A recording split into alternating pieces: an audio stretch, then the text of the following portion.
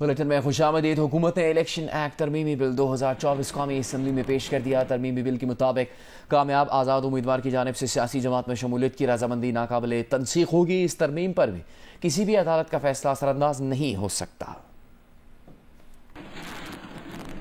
قومی اسمبلی اجلاس کے دوران حکومتی رکن بلال اظہر کیانی اور زیب جعفر نے مخصوص نشستوں سے متعلق الیکشن ایکٹ 2017 کی 2 شقوں میں ترامیم کا بل ایوان میں پیش کیا. پہلی ترمیم میں جیتنے والے آزاد رکن کو 3 دن کے اندر کسی بھی سیاسی جماعت میں شمولیت کا پابند بنانے کی تجویز ہے. اس کے بعد آزاد رکن کسی اور سیاسی جماعت میں شامل نہیں ہو سکے گا اور اس کی کسی سیاسی جماعت میں شمولیت کی رضامندی ناقابل تنسیخ ہوگی. اس پر کسی بھی عدالت کا فیصلہ اثر انداز نہیں ہو سکے گا. دوسری ترمیم کے مطابق جس پارٹی نے مخصوص نشستوں کی فہرست الیکشن کمیشن کو جمع نہ کرائی ہو اسے مخصوص نشستیں نہیں دی جا سکتی. یہ دونوں ترامیم پارلیمنٹ سے منظوری کے بعد فوری طور پر نافذ العمل ہوں گی. پہلی ترمیم الیکشن ایکٹ 2017 کے سیکشن 66 جبکہ دوسری ترمیم الیکشن ایکٹ 2017 کے سیکشن 104 الف میں متعارف کرائی گئی ہے. ترمیمی الیکشن ایکٹ 2024 میں مخصوص نشستوں بارے آئینی اور قانونی حدود کا بھی حوالہ دیا گیا ہے. بانی پی ٹی آئی نے ایک بار پھر سیاست دانوں کے بجائے فوج سے مذاکرات پر اصرار کیا ہے اور کہا ہے کہ فوج نمائندہ مقرر کرے وہ مذاکرات کریں گے. سیاست دانوں سے مذاکرات نہ کرنے کی وجہ بتاتے ہوئے کہا کہ ملک میں غیر اعلانی مارشل لاء لگا ہوا ہے. SIFC کیا ہے؟ محسن نقوی کون ہے؟ محسن نقوی انہی کا تو نمائندہ ہے. پوچھا گیا کہ اگر محسن نقوی کو مذاکرات کا اختیار دے دیا گیا تو کیا کریں گے. بانی پی ٹی آئی بولے وہ کبھی محسن نقوی سے مذاکرات نہیں کریں گے. محسن نقوی نے مریم نواز سے مل کر پی ٹی آئی پر ظلم کیا. اڈیالہ جیل میں صحافیوں سے گفتگو میں بانی پی ٹی آئی نے الزام لگایا کہ حکومت پی ٹی آئی کو فوج سے لڑا کر ان کی پارٹی کو ختم کرنا چاہتی ہے. انہوں نے کہا کہ اگر 9 مئی میں پی ٹی آئی کو کوئی بندہ ملوث ہے تو اسے ضرور سزا دی جائے.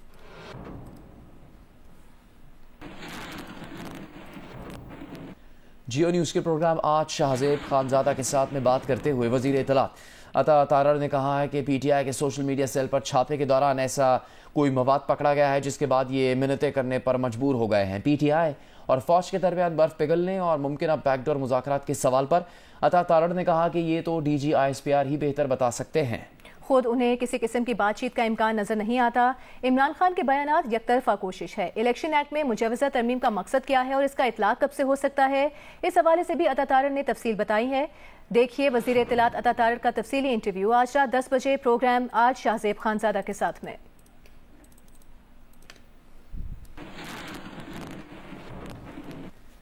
رہنما P T I Hamid Khan نے کہا ہے کہ وہ نہیں سمجھتے کہ بانی پی ٹی آئی فوج سے کوئی بات کرنا چاہتے ہیں. ایک انٹرویو میں حامد خان نے کہا کہ بانی پی ٹی آئی چاہتے ہیں کہ فوج اپنا کام کرے, سیاست میں مداخلت نہ کرے. سیاست میں ہم اپنے معاملات کو آئین اور قانون کے مطابق طے کریں گے. امیر جماعت اسلامی پاکستان حافظ نعیم الرحمان پنڈی میں دھرنے کے شرکاء سے خطاب کر رہے ہیں. ہماری جو ڈیمانڈز ہیں ان ڈیمانڈز میں ہماری ایک ڈیمانڈ یہ ہے کہ وزیر اعظم اعلان کرے کہ کوئی بڑی گاڑی یوز نہیں کرے گا. جب آج سے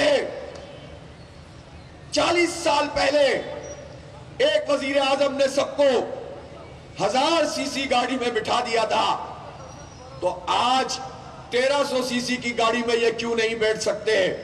سرکاری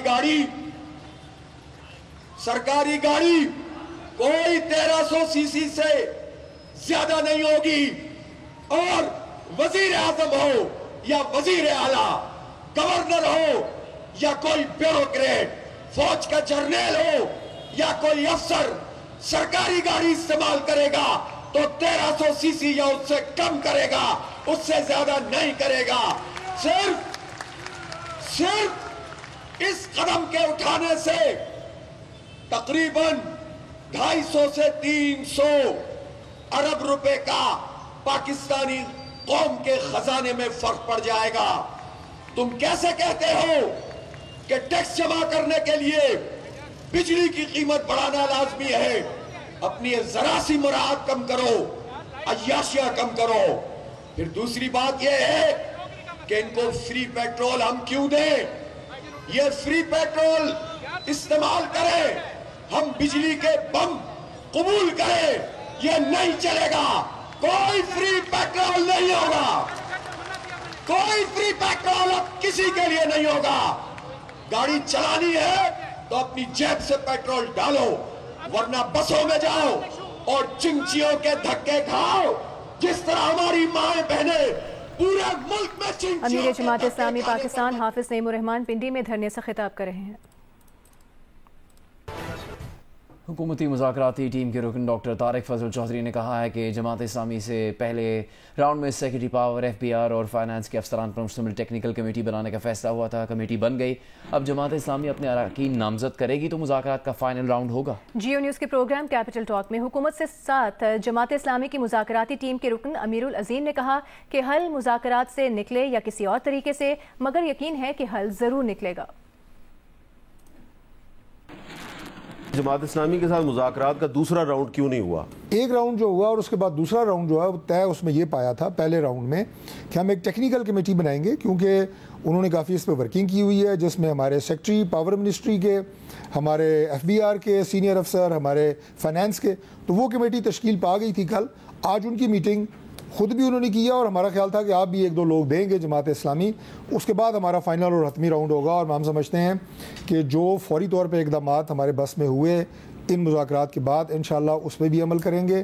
لانگ ٹرم ہم کوشش کریں گے کہ ایک کوئی اسٹیئرنگ کمیٹی بن جائے تاکہ ہم ساتھ ساتھ ان چیزوں کو لے کے چلیں۔ حکومت آپ کے سامنے بیٹھی ہوئی ہے، کوئی آپ کو لگتا ہے، کوئی امید ہے کہ اس کا کوئی پازیٹیو رزلٹ؟ دیکھیے ہمیں یہ یقین ہے کہ اس کا رزلٹ نکلے گا، چاہے وہ سیدھے سے نکل جائے یا کسی اور طرف سے نکل جائے، چونکہ حالات یہاں پر پہنچ گئے ہیں کہ اگر ڈائیلاگ سے نہیں ہوگا تو یہ کسی اور ذریعے سے یہ نکل کر رہے گا۔ لوگوں کی بس ہوگی ہوئی ہے۔ گورنر سندھ کامران ٹیسوری نے مراکش کے سرمایہ کاروں کو سندھ میں سرمایہ کاری کی دعوت دے دی ہے۔ مراکش کے بادشاہ محمد چشم کی تخت نشینی کی 25ویں سالگرہ میں شرکت کی۔ کہا پاکستان اور مراکش دو طرفہ تعلقات میں شاہ مراکش کا کردار لا کے تحسین ہے۔ گورنر سندھ نے کہا کہ صوبے کے کئی شعبے سرمایہ کاری کے لیے پرکشش ہیں۔ ایس آئی ایف سی سرمایہ کاروں کو ہر ممکن تعاون فراہم کر رہا ہے۔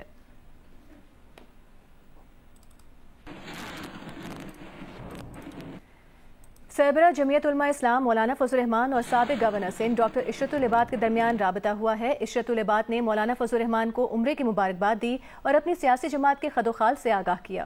مولانا فضل الرحمان نے عشرت العباد کی عملی سیاست میں واپسی کو نیک شگون قرار دیا۔ مولانا فضل الرحمان نے کہا کہ حکومتوں کی نااہلی کی سزا ریاست اور عوام کو مل رہی ہے۔ حکومت کی فاش غلطیاں عوام کو بھگتنا پڑ رہی ہیں۔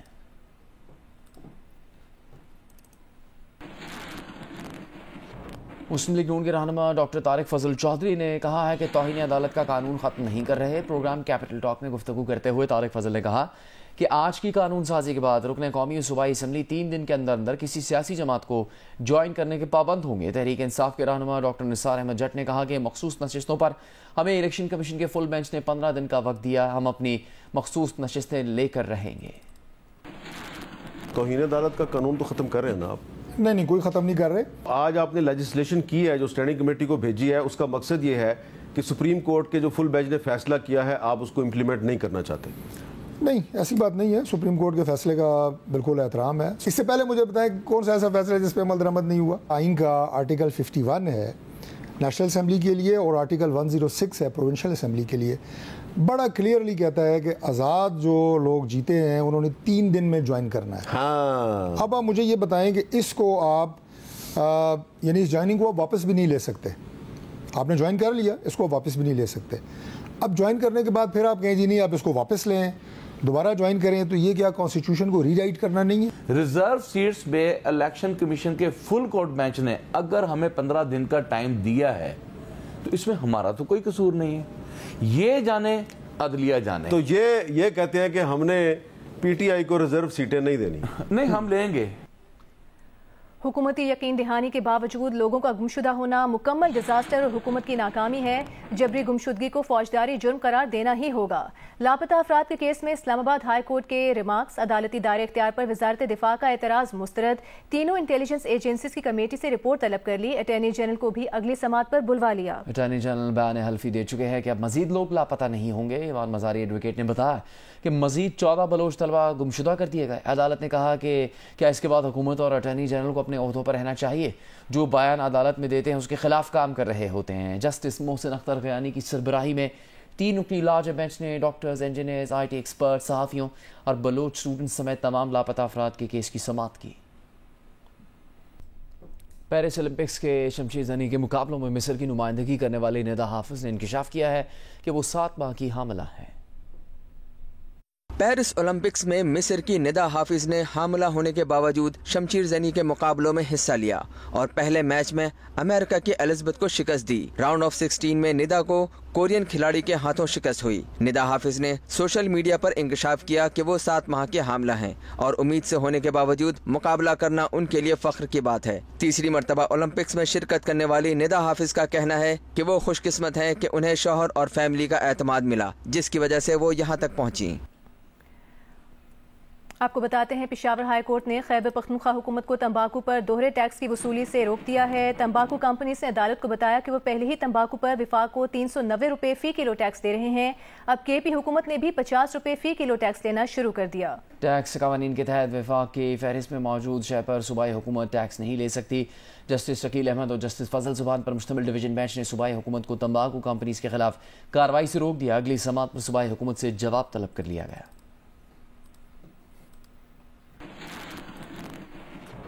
خیبر پختونخوا اسمبلی نے تمباکو پر صوبائی ٹیکس کم کر کے آدھا کر دیا۔ بجٹ میں 1 کلو تمباکو پر 50 روپے ٹیکس لگایا تھا۔ فائنانس ترمیمی بل منظور کر کے اس ٹیکس کو 25 روپے فی کلو کر دیا۔ نصوار میں استعمال ہونے والے تمباکو پر 7.5 روپے فی کلو ٹیکس کو برقرار رکھا گیا ہے۔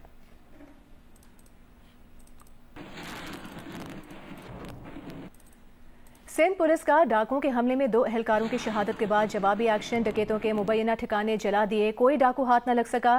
S S P Ghotki Sameer Noor Channa کے مطابق پولیس اور رینجرز نے راہب شر گینگ کو محاصرے میں لیا ہوا ہے۔